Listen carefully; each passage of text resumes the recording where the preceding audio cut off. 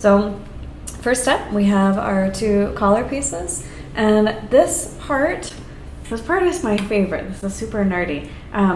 I love collar points. I used to hate collar points, but I have learned a trick from a colleague of mine, and it works always, so we're going to learn this. So I have my two pieces right here, and I have both sides fused. Really, it's up to you and also your fabric selection, what type of fusible you want to use, and also what side you want to fuse. There really is not any hard and fast rule around fusible interfacing. Generally, I like to use a knit, which is what this is here, in part because as your fabric shrinks or stretches, a knit allows for that shrink and that stretch, versus using a woven interfacing, which may or may not have a different shrink rate, and it becomes a little bit more complicated. So this is why I'm using our knit here. And then I did fuse both sides because I like a nice crispy collar. I'm a little on the uptight side of things. So I fused both sides, but really, again, it depends. It depends on your fabric, your weight, the weight of fabric, and how it is that you want your collar to lay. So with that said, I have right sides together, and this is our hack here. So I'm going to start right at the edge, and do my small back stitch, and I'm stitching along just at 1/4 of an inch, and then about 3/8 of an inch to the edge here. I'm going to stop, turn my fabric at a 45-degree angle. And depending on how good you are at controlling your machine, you can either roll the wheel by hand, which is what I'm doing here, or you can use your foot, obviously. So in this case, I'm going to make 2 diagonal stitches. Now my stitch length here is pretty small, so the 2 stitches aren't that big. Really, they don't actually take up that much distance. If you have a thicker fabric, you'll want a greater distance. If you have a really thin fabric, you can have a smaller diagonal. So it's just a little 45-degree cut, and then I turn it around, and you can see here I'm lined up already at my 1/4 of an inch, and then I can keep stitching. So what that does is it gives you just a small corner. And the thing that I find so perplexing sometimes about this trick is that it seems totally counterintuitive.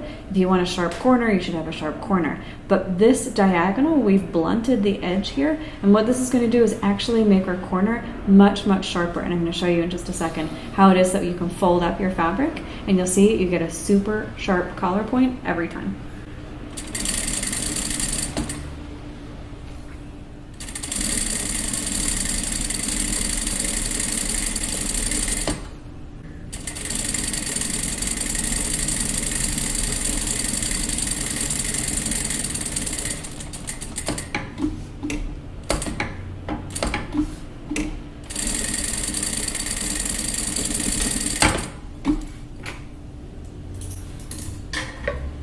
So now I have both edges slightly blunted here, and I'm going to trim and leave about a 1/16 of an inch here. I don't want to trim so close because when I do press this, when I turn this inside out, I don't want to have so little space here that my threads punch through. If you have a very wide weave on your fabric, it's more likely to happen. And so if you have the wider the weave is, or the looser your weave, the more space it is that you're going to want to leave. So this is the next step here. What I'm going to do is slide my thumb inside so I can hopefully see that. I've got my thumb in the corner, and then what I want to do is help guide my fabric. So I'm going to push my one seam allowance one direction, and my other seam allowance folded in the opposite direction. Put my other thumb in and flip my collar point to the outside. And hopefully you can see this, but even without any pressing, I have a nice tight collar point. And what's happening here, you can see the seam allowance from one side is going up and wrapping over, and the other side is wrapping in the opposite direction. So they kind of make a little envelope. And what's nice about this is that envelope, so here you can see one wraps around this way, and the other one wraps around this way. Because everything is nice and organized, because everything has a place, right? Your seam allowance has a firm destination, you end up not having all of that fabric jammed into the corner, but instead folded really nicely. So really, without ironing, I've got a nice collar point. So I'm going to do the same thing. Again. So you don't need a tool, is what you're saying. You don't need a tool. I know. Amazing. You can. I'm not going to lie. I definitely use these things every now and then in the corner. I'm not going to lie.